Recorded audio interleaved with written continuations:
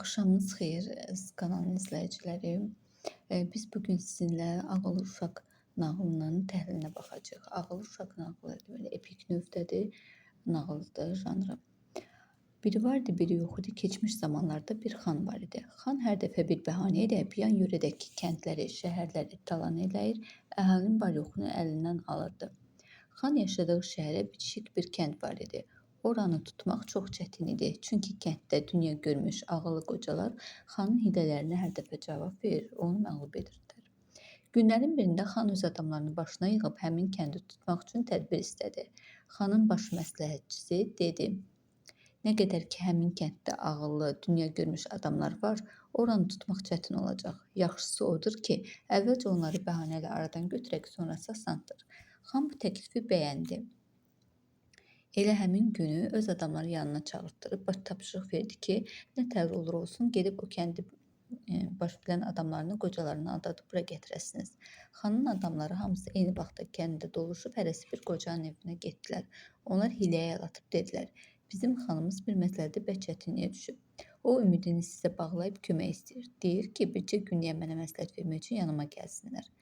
Xan qocaların gətirdiyini görüb əmr elədi, hamısını zindana saldılar. Bu tərəfdən xan həmin kəndə getmək üçün atlı çağırdı. 3 alma verib dedi: "Bu almaların biri 1 illik, o biri 2 illik, üçüncü isə 3 illikdir."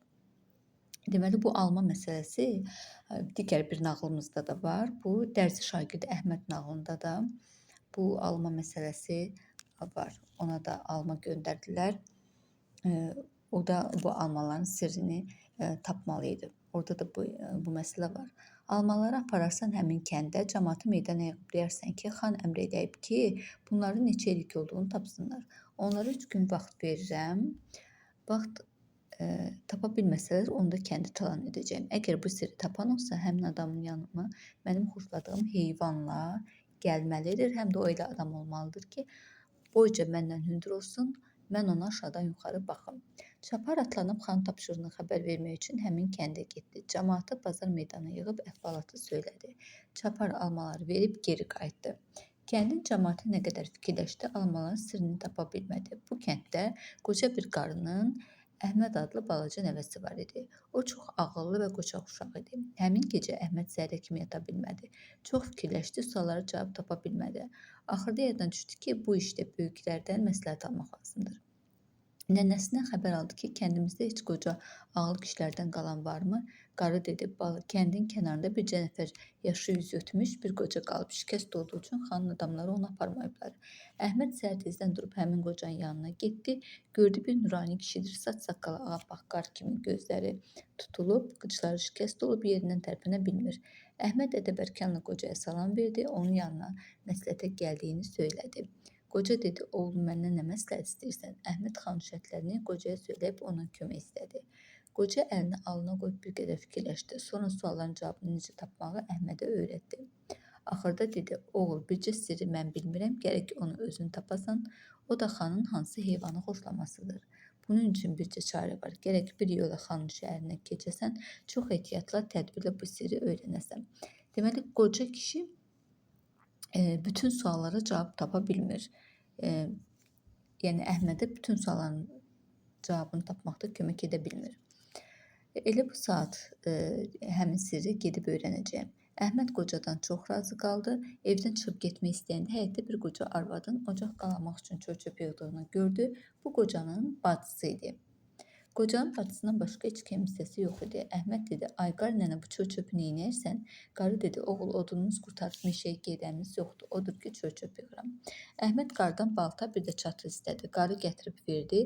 Əhməd gedib meşədən bir yekə şələ odun qırdı, çatı ilə bağlayıb qocanın həyətinə töküb getdi. Əhməd gedə-gedə ürəyində fikirləşirdi, görsün nə yolla xanın sirrini öyrənsin. Elə ki şəhərin kənarına çatdı, gördü hər 100 addımdan bir əli qılınclı gözətçilər dayanıb. Onların yanından keçmək mümkün deyil. Amma bir qədər kənarda xanın qoyun sürüsü göyçəmənlikdə otdur. Qoyunlar gah bu tərəfə, gah o tərəfə keçirlər. Əhməd bunu görüb kəndə qayıtdı. Kəndlərdəki çoban yanına gedib əhvalatı ona danışdı. Xahiş etdi ki, qoyunun birini kəssin, dərisini bütöv çıxarıb ona versin. Çoban 5 dəqiqənin içində bir yekə qoçu kəsib dərisini bütöv çıxartdı. Əhməd dərini bir dəsmala büküb düz gəldi xanın sürüsü otlayan yerə. O bir ağacın altında qoyunun dərisinin içinə girib başladı məkləyə-məkləyə sürüyə tərəf getməyə. Cəld özünü verdi qoyunların arasına, gedib bir xeyli aralıdan dərini çıxartdı, dərini qatlayıb bütdü yenə dəsmala. Əhməd baxıb gördü, uzaqda sürünün çobanı göyərtinin üstündə uzanıb çoban bayıltısı çalır. Yanında da bir keçi var. Keçinin buynuzları üst-başı par-par parıldayır. Bir qədər yaxına gedib gördü, keçinin buynuzları qızılla tutulub. Boynuna qızıldan zınqrov taxıblar. Üstünə tirmədən şal salıblar. Daha nə başını sağırdım. Keçini elə bəzəblər ki, adam baxanda mətal qalır. Əhməd başladı keçiyə baxmağa. Çoban onu görüb dedi ki, nə çox baxırsan? Əhməd dedi, ay çoban qardaş, mən belə keçi görməmişəm. Ona görə baxıram. Çoban dedi, sən bu şəhərin adamı deyilsən. Bu keçini görməyən adam yoxdur. Əhməd gördü, çoban onu tanısa işlər alınmaz. Odur ki, dedi, mən heç yerdən gəlməmişəm, elə bu şəhərdə oluram. Amma nənəm məni bu vaxta kimi evdən heç yerə buraxmayıb. Odur ki, həmin keçini də görməmişəm. Çoban dedi, bala, onda bilvagah o ki, bu bizim xanın keçisidir. O uşaqlıqdan keçini çox xoşlayırmış. Həmin keçini xanın əmri ilə belə bəzəyiblər. Deməli, xanın sevimli heyvan keçi olduğunu çoban bildirir. Əhməd bu xəbəri eşidəndə sevindiyindən bilmədi neyləsin, tez qayıtdı geri. Biraz çobandan aralandan sonra qoyun dərisini dəsmaldan açıb girdi içinə, özünü vurdu qoyunların arasına. Sürünə-sürünə keçib gəldi öz kəndlərinə. Gördü adamlar qalıblar əlləri qoyunlarında, bilmirlər nə eləsinlər. Həmin gün xan suallarına cavab verməzlər, kəndləri əldən çıxacaq. Əhməd irəli yerib dedi, camaat mənə bir hündür dəvə, bir də bir keçi verin. Gedəcəyim xanın şəhərinə. Onun suallarına cavab verib kəndimizi xatadan qurtaracağam. Əhmədin sözünə hamı gülüşdü. Dedilər, yəqin sənin ölümün yetib. Bəs qorxmursan ki, xan qəzəbinə gələrsən? Əhməd dedi, mən xandan qorxmuram. Adamlar dedilər, bala, xan səni görən kimi deyəcək ki, yəqin məni ələ salıblar. Bu kənddə bir adam tapmadılar ki, mənim yanıma uşaq-muşaq göndəriblər. Əhməd dedi, istədiyim heyvanları verin, dalsına işiniz yoxdur. Camaat gördü ki, başqa əlac yoxdur. Bir hündür boylu dəvə tapıb, Əhmədi mindirdilər üstünə. Bir keçində boğazına kəndir bağlayıb ucunu verdilər Əhmədə. Əhməd almaları götürüb başladı xanın şəhərinə tərəf getməyə. Xanın adamları Əhmədi apardılar saraya. Xan Əhmədi görən kimi qəzəbləndi. İstədi onu zindana saldırsın, amma keçini görüb fikirləşdi ki, sualların birini tapıblar. Görək öbürlərinə necə cavab verəcəklər. Odur ki, dedi, bala, mən demişdim ki, yanıma göndərdiyiniz adam məndən hündür olmalıdır. Mən gərək onunla danışanda aşağıdan yuxarı baxım. Bəs buna niyə əməl eləmədiniz? Əhməd dedi, xan sağ olsun, məgər görmürsünüz ki, mən dəvənin üstündə sizdən çox hündürdəyəm.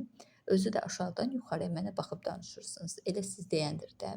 Xan dedi, axı sən dəvədən düşsən, mənim dizimdən də aşağıda dayanarsan. Əhməd dedi, mən niyə dəvədən düşürəm ki, səndən də aşağıda duram. Xan gördü uşaq hazır cavabdır, odur ki, dedi, bala, almaların sirrini də görək. Ahmet dedi. Xan sağ olsun, sizin şərtiniz olan kimi mənim də şərtim var. Deməli, Əhməd də xanın qabağına şərt qoyur. Əmr ilə cəmaatı yığsınlar şəhər meydanına, orada almaların sirrini açıb deyim. Xan nə qədər elədi ki, burada deyə oğlan razı olmadı. Xan dedi, sən ki belə təsdiq edirsən, almaların sirrini düz deyə bilməsən, boynunu vurduracağam. Əhməd dedi, mən razıyam. Bəli, xan əmr verdi, şəhər meydanında taxt quruldu, cəmaat hamısı oraya yığışdı. Xan da bir dəstə adamla meydana gəldi. Əhməd irəli yerib dedi, xan sağ olsun, mən sualların cavabını düz tapsam, bizim kəndimizə toxunmamalısan, bir də zindan saldığın qocalarımızı azad eləməlisən, tapa bilməsən, nə istəyirsən elə. Deməli, Əhməd 2 dəfə şərt qoyur xanın qarşısına. Bir deyir ki, onu sirrini şəhər meydanında deyəcək. İkincisi də deyir ki, yəni mən deyir düz desəm deyir kəndə əl dəyməyəcəksən və bir də zindana saldığın insanları, qocaları azad edəcəksən. Xan söz verdi ki, şərtlərlə razıdır. Əhməd bir qapı su istədi, o saat gətirdilər. O almaların üçünü də suya saldı. Almaların biri çöktü suyun dibinə, ikincisi qaldı suyun ortasında, üçüncüsü də lap suyun üzündə üzdü. Əhməd dedi, birinci bu ilki təzə alma olduğu üçün canı şirəlidir, ağırdır, odur ki, çöktü qabın dibinə. İkinci alma keçən ilkidir, bir qədər suyunu çəkib, quruyub deyə suyun ortasında qalıb. Üçüncü alma isə 3 il bundan əvvəlkidir. O tamam suyunu çəkib, yüngülləşib, onu görə də suyun üzündə üzür. Xanın adamları gördülər, Əhməd düz dedi. Odur ki, qaldılar mətdən. Xan fikrini dəyişmək istədi, amma gördü ki, onda cəmaatın arasında hörmətdən düşəcək, əlacı kəsilib qocaları zindandan azad elədi. Kəndə toxunmayacağını söz verdi. Əhməd qocaları da götürüb öz kəndinə qayıtdı. Kənd cəmaatı bu xəbəri eşidib Əhmədin qabağına çıxdı. Ona afərin deyib alqış etdi. Balcı Əhməd öz ağlı bacarığı ilə kəndi xilas etdi, göydən çama düşdü. Biri nağıl söyləyənin, biri məsləhət verənin, qocanın, bir də Əhmədin. Təhlili bu qədər. Deməli, ağıllı uşaq dedik ki, epik növdədir, nağıl janrındadır, ailə məişət mövzusundadır. Burada obrazlar xandır, Əhməddir, qocadır. Xan hiləgərdir, zalımdır. Kəndin qocalarını ələ keçirmək üçün onları hilə yaratıb zindana saldırır və buna o məsləhəti də baş məsləhətçisi vermişdi. Əhməd cəsarətlidir, ağıllıdır. O da şahdan qorxmadığını öz kəndinin əhalisi ilə danışarkən, yəni bunu bildirir. 2 dəfə dedik xanın qarşısına şərt qoyur. Qocadan yardım istəyir və qoca onun bütün suallarını cavablandıra bilmir. Yalnız sonuncu sualını, xanın sevimli heyvan hansı olduğunu ona deyə bilmir. Belə.